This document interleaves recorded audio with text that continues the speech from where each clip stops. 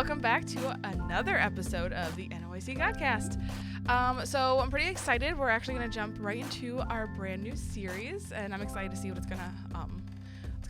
It's gonna unfold. Never know. You know, I feel like we're very notorious to like not do the predictable. Oh yeah.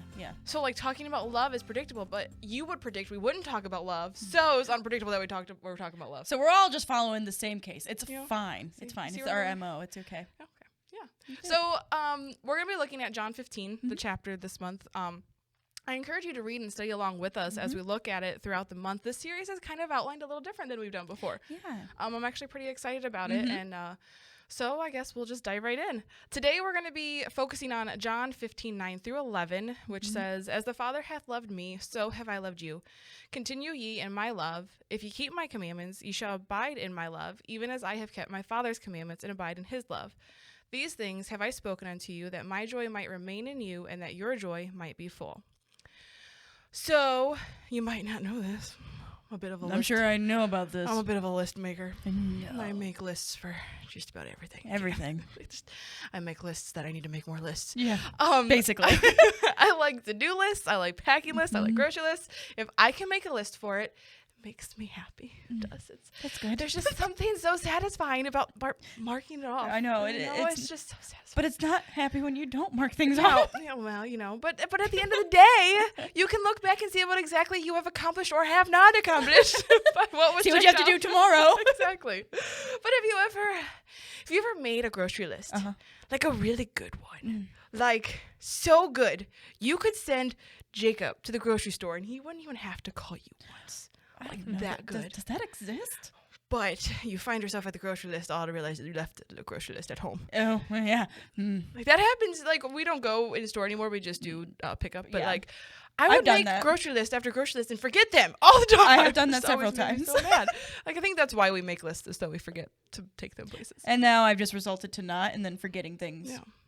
Listen, if I don't have a list, my grocery trip's gonna be a lot more expensive. Yeah, that's true. That's true. Anywho, back to the Back to the this. podcast. So there's nothing more scary than trying to remember what I put on that list. I like to put things in lists so that's one less thing I have to remember. I have a hard time remembering things you may not know. She forgets to take her memory pill. I don't even take those anymore. I It forgot was a I waste. forgot I had those. So when it's time to shop or start my day or whatever, all I have to do is go to the list, follow what it says, almost brainlessly. Yeah. Following lists. Growing up, I was taught exactly how to keep the commandments. Yeah. You do this, you don't do this. Don't get angry at others. Don't steal. Don't lie. Obey your father and mother. Was one of my mom and dad's favorites. Don't take the Lord's name in vain. Yep. Those are all kind of like the popular ones that I feel like we tend to focus on. Yep. So I really focused and tried hard to do or not do the list of those things. I thought this made me a good Christian. Yep. You know, my dad kind of talked about that in Sunday school a little bit today, but like that's kind of more religion-y. You're following the list of things and that makes you feel like you're a good person, but you're still holding on to you and what you want. Like I can follow this list of things, but yet still do what I want to do and do. It's a give and take situation. Yeah. Instead of it just being a whole encompassing being. Surrendering all to him. Yeah, exactly. So I would read my Bible some here and there. I really just did it to check it off my list.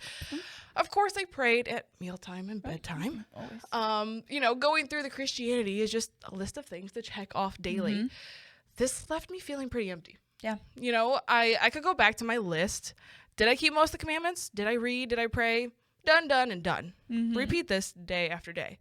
I was simply doing these things out of formality and not really accomplishing anything. Yeah. As I grew up, God slowly began pulling on my heart to spend more time with him, studying his word, not just scanning over my 4 chapters a day, praying to talk to him, not just to ask him for things. It wasn't until I really felt I had a much deeper relationship with him that I felt him start working on his commandments in my life. Yeah. When I would pray, he would show me an area of my life that I needed to work on. And when the time came and temptation arose, he would tap me on the shoulder, reminding me of the talk that we had just had about that sin. And then once he helped me overcome that area, he would move on to the next, and that's still happening to this day. It's not stopped. It's a constant thing. Continuously. He lovingly corrects me and chastises me to follow his commandments. I no longer do them to check them off my list, but I do them because I love him. Yeah. And he is helping me to do his will. Do we see the difference in obeying the commandments as a formality and obeying his commandments because we love him? Yeah. Well, I think that's the thing is, I am very much so, like, you can apply this to most relationships, but like, because I'm married, that's where I'm going to place it on. It's a totally different situation when, and while I'm still thankful for when Jacob does the things I tell him to do on a list, it feels more like he loves me and he cares about me when he does things that aren't on the list. Right. Mm-hmm. So, like, yes, there's take out the garbage, there's, do the dishwasher, there's this, there's that. But then, like, just like this morning, I woke up and I had bought a new cup and I didn't have time to clean it or whatever. I was just going to take my old cup. But last night he was up all night and he washed it for me and he sent, a message on my thing that said the cup is clean because he'd be sleeping by the time I got up. And so it's like that. Like, even though... you hit a peak in your marriage when someone washing a cup for you is how they show their love. But you know what I mean? Like, so it wasn't him taking out... It wasn't a big thing. Mm-hmm. It wasn't him taking out the garbage, like, on the list. But it was something that he did despite me having to tell him that. So I think that's the same thing with God. God wants us to love him. And he doesn't want... He has these things here because we're human. Mm-hmm. So these lists aren't for... This is not the end-all, be-all. It's the guideline for us because we're humans and we're kind of stupid. Right. So we need to have that list. The list is just to get us going in the right direction. The other things that we do are to show we love him. Mm-hmm. If that, you know what I mean? Yeah, we can get so caught up in the list. And I feel like that's kind of where I grew up, is just getting caught up in, almost like the Pharisees in a sense, but like just getting caught up in doing the things but not having that relationship, I can, it kind of brings me to like the subject of love languages, but so I can do a bunch of things to show CJ I love him, but if I don't hit that one love language, I literally did all those things in vain. Yeah. And so if I'm going about and I'm keeping the commandments because I have to, but I'm not catering a relationship with God, what is the point in keeping those commandments? Exactly. It means nothing. Exactly. It absolutely means nothing. And I think that's the thing that we lack today is, and especially me, because I'm very much so I'm less listy. I'm more of a task person. Like, it's not so much that I have to make lists of things. I just have like a bunch of things scrolling through my head 100 miles an hour. They get lost in my head. That's what they get lost in mine too. That's why you make lists. But when you're doing those things, it doesn't give you any sense of, like you were saying, fulfillment or anything like that. But you're not creating something better. But I think it's easier in our brains for that, because it is the whole, well, if I do these certain things, then I'm allowed to do these things. Right.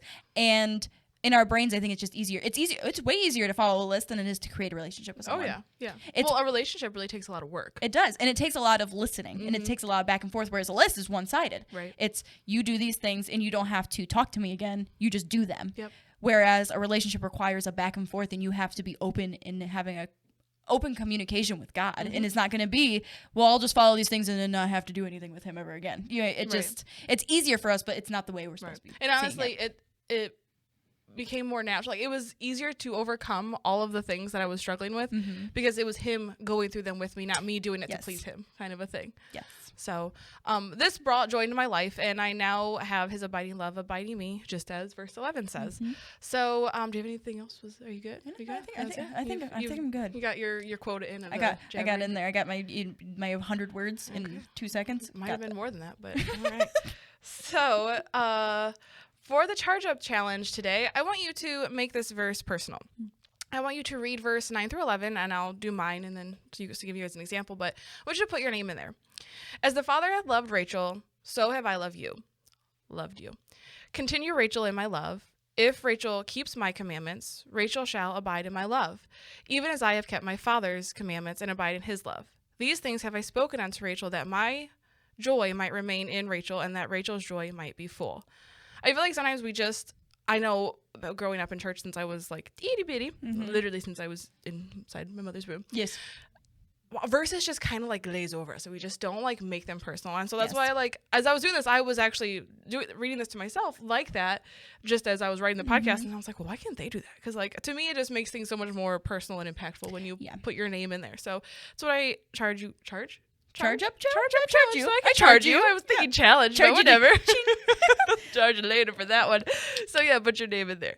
At camp, we just have a square. We're going around people. Did you watch that podcast? You owe me. So the quote of today is from C.S. Lewis. The Christian does not think God will love us because we are good, but that God will make us good because he loves us. Perfect. And today's featured content is Love Come to Life by Big Daddy Weave. Mm-hmm. So I feel like we were slightly contained today. Yeah, we're good. So we're professionals. yeah, little less giggling for you, Dad. Pastor, director. He always tells us every time we pass him in the hallway at church or anything, he's always like, no giggling. And we're like, we don't giggle. we don't giggle. There's no giggles. There wasn't a giggle. Well, guys, thanks for tuning in one more time, and we'll see you next week. Bye.